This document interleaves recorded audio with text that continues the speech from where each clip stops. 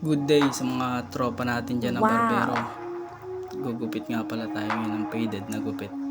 Pamangkin ko nga pala ito. Galing pa to ng Katipunan. Dumaya pa dito sa Magsaysay para magpagupit.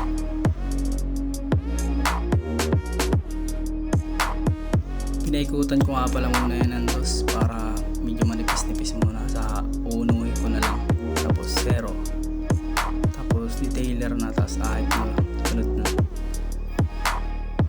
Papanood ko sa mga master na barbero nag-guideline sila kaso hindi ako sanay sa ganung pag-guideline kaya yung umpisahan ko lang sa 2 tapos 1.5 tapos 0 na tapos detailer.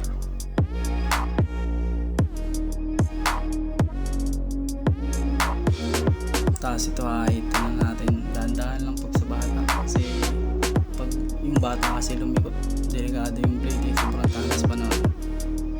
Dahan-dahan lang sa pag-ahit. Dati nakahit na ako ng tainga putol. Ayun, joke lang. Joke lang mga tropa. Maingat naman ako mag-ahit lalo pag sa bata kasi hindi natin maiwasan na gumagalaw yung bata lalo pag kinakate.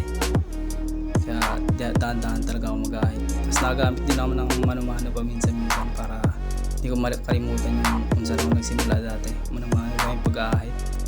Tapos yung panggupit na yun noon dati nung nagka-aaral pa ako yung gunting lang na 10 pesos yata yung panggupit lang ng papel lang ginagamit ko dati nung nag-uumpisa pa lang ako Balik na tayo dito sa paggugupit ko. Puro nakakwento yung bawas-bawas lang sa ibabaw. Babagay-bagay lang kasi ayaw rin naman niya yung sobrang iksi kaya binata na daw siya Pumaporma na din naman Tapos ito hagod-hagod lang paikot kasi dahil tira-tira din minsan hindi natin napapansin may mga lampas-lampas pa pala sa gilid. Bawas-bawas lang pag may mga nakitang sobra-sobra pa tagkal-tagkalin.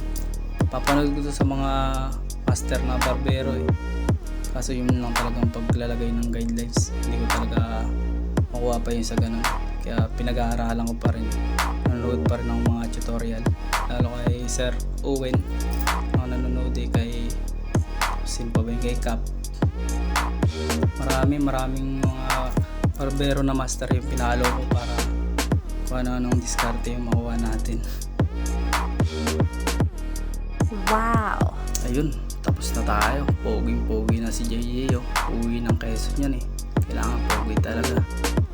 Ito yung sa likod niyan mga tropa sa gilid malinis tingnan tapos ito naman yun sa kabilang side. Yan lang, faded na gupit. Sa inyo ba, anong tawag ba sa inyo ng ganitong gupit mga tropa kong barbero? Thank you.